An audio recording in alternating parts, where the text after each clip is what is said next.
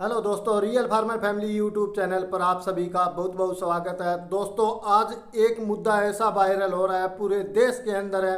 Social media का कोई भी प्लेटफार्म हो, चाहे इंस्टाग्राम, फेसबुक, यूट्यूब, हर सोशल मीडिया के प्लेटफार्म के ऊपर वो मुद्दा है जो वायरल हो रहा है। क्योंकि मुद्दा ही ऐसा है, एक पत्नी अपने पति को धोखा दे रही है, छोड़ रही है और अब तलाक ले रही है। पत्नी कोई ऐसे नहीं कि अनपढ़ हो या वो कुछ जानती नहीं हो, पढ़ी लिखी महिला है और एसडीएम के पद के ऊपर बैठी है। अब यहाँ पर सवाल ये उठता है कि कहते हैं शिक्षा की कमी होती है, वहाँ पर ऐसे मामले आते हैं। परंतु ये तो पढ़ी लिखी है, यूपीएससी का एग्ज़ाम है वो क्लियर करके एसडीएम बनी है। पढ़ाई के अंदर तो इसने कोई कमी नहीं छोड़ी। ये देखिए, पढ़ लिख कर ही ये महिला अपने पति को धोखा दे रही है, छोटी छोटी अपनी दो बेटियों को छोड़ने के लिए तैयार है। मैं मानता हूँ शिक्षा इंसान के जीवन के अंदर बहुत ज़रूरी है, परंतु शिक्षा के साथ साथ चरित्र बहुत ज़रूरी है। इस पढ़ी लिखी औरत से तो वो अनपढ़ या कम पढ़ी लिखी हुई या जो बिना नौकरी करती हैं घरेलू महिलाएं हैं वो लाख गुना अच्छी है, जो अपने परिवार को बसाए बैठी है, अपने बच्चों को पाल रही है और अपने घर को संभाल रही है। ऐसी औरत से तो वो लाख गुना अच्छी है। पढ़ाई लिखाई इंसान के जीवन के स्तर को सुधार देती है, परंतु सोच को नहीं सुधारती। ये आपके सामने है। जिसने ये मामला नहीं देखा, मैं जल्दी जल्दी उसको ये मामला बता देता हूँ। आलोक नाम का एक गांव के अंदर सफाई कर्मचारी लगा हुआ था। पंचायत के थ्रू वो सफाई कर्मचारी लगा हुआ था। उसका काम था गांव में नालियां गलियों की सफाई करने का। वो ज्योति नाम की एक लड़की के साथ शादी कर लेता है। उनके दो बेटियां होती है जुड़वा, जिनके नाम थे हंसी और खुशी। आलोक अपनी ड्यूटी पर जाता था, गांव में नालियों की और गलियों की सफाई करता था। परंतु जो उसकी पत्नी है ज्योति, उसका एक ही कहना था कि मुझे पढ़ना है, पढ़कर बड़ा अफसर बनना है। पति की इतनी हैसियत नहीं थी कि वो अपनी पत्नी को पढ़ा सके, पर फिर भी उसने अपनी पत्नी को पढ़ाया लिखाया, कोचिंग दिलवाई। अब आप देखिए एक सफाई कर्मचारी की कितनी तनख्वाह होगी।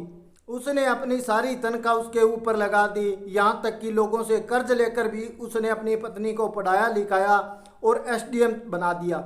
आज वही पत्नी किसी मनीष दुबे के कारण उस पति को छोड़ रही है। वो पत्नी अब ये कह रही है कि मेरे स्टैंडर्ड के हिसाब से मेरा पति नहीं है, मेरा पति है जो एक चपरासी या सफाई कर्मचारी है और मैं एसडीएम के पद पर बैठी एक बड़ी अफसर हूँ। अब सोचिए इस महिला की क्या सोच है, जिस पति ने अपनी सारी तनख्वाह इस पत्नी के ऊपर लगा दी, खुद गाँव में रहा, अपनी पत्नी को शहर में रखा, वहाँ पर इसने उसको पढ़ाया, कोचिंग दिलवाई और ये पति अपनी दोनों बेटियों को भी घर पर संभालता रहा, अपनी ड्यूटी भी साथ साथ करता रहा, अपने परिवार को भी संभालता रहा और अपनी पत्नी को शहर में छोड़ दिया कि आप पढ़िए और कामयाब बनिए। कामयाब बनने के बाद ये पत्नी अपने पति को धोखा दे रही है। और सबसे बड़ी बात आलोक की ये है, जो इस ज्योति का पति एसडीएम का पति है आलोक है, इसकी सबसे बड़ी बात ये है कि जो मनीष दुबे है, इसकी पत्नी जिस मनीष दुबे के कारण इसको छोड़ रही है, उस मनीष दुबे की पत्नी ने आलोक को फोन किया था कि मेरा परिवार है जो बर्बाद हो रहा है, मेरा परिवार है जो उजड़ रहा है, क्योंकि मेरा पति आपकी पत्नी के साथ शादी करवाना चाहता है। तब आलोक ने उस लेडीज को, मनीष दुबे की पत्नी को ये कहा था कि बहन जी मैं कोशिश कर रहा हूँ आपका परिवार भी बच जाए और मेरा परिवार भी बच जाए। सोच देखिए बंदे की, जो इंसान, जो मनीष दुबे इसकी पत्नी को अपने प्यार के जाल के अंदर फंसा रखा है, उसकी पत्नी को ये बहन बोल रहा है। सोच देखिए, जरूर ये सफाई कर्मचारी है, कम पढ़ा लिखा हुआ है, परंतु उस एसडीएम पत्नी से कितनी बढ़िया सोच है इस बंदे की। ये फिर भी मनीष दुबे की वाइफ को बहन कह रहा है और ये कह रहा है बहन आप चिंता मत कीजिए, मैं कोशिश कर रहा हूँ कि आपका परिवार ही बच जाए और मेरा परिवार भी बच जाए। परंतु अब नहीं लगता दोस्तों कि इनका परिवार बचेगा, खासकर इस आलोक का परिवार, क्योंकि जो ज्योति है उसने केस भी कर दिया है आलोक के ऊपर। कह रही है कि ये मेरे से 50 लाख रुपए मांग रहा है, दहेज मांग रहा है। दहेज का केस कर दिया क्योंकि वो पढ़ी लिखी हुई है, सब कानून जानती है और औरतों को कानून में इतनी ज़्यादा छूट दे रखी है जिसका कुछ औरतें नाजायज फायदा उठाती है। हरियाणा के अंदर कुछ दिन पहले ज्योति और प्रवीण का मामला वायरल हुआ था।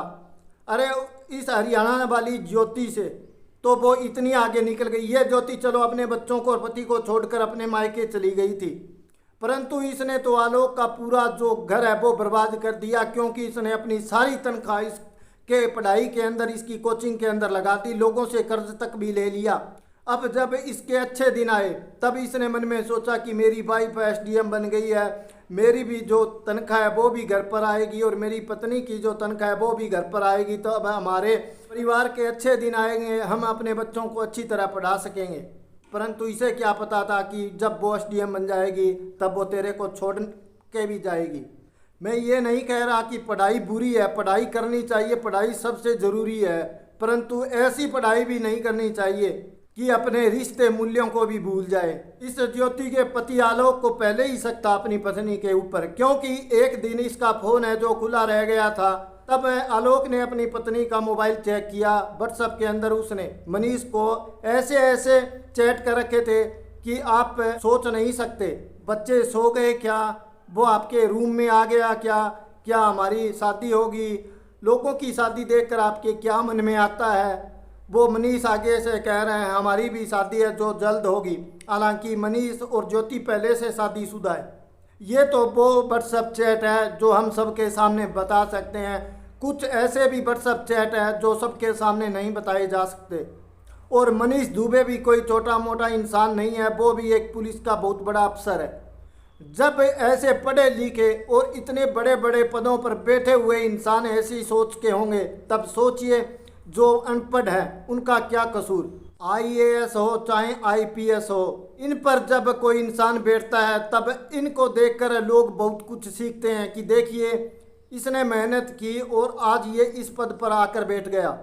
ये हमारे समाज को शिक्षा देने वाले पद हैं, परंतु इन पदों पर बैठे ही लोग हैं जो ऐसा काम कर रहे हैं। तब सोचिए ये समाज को क्या शिक्षा दे रहे हैं।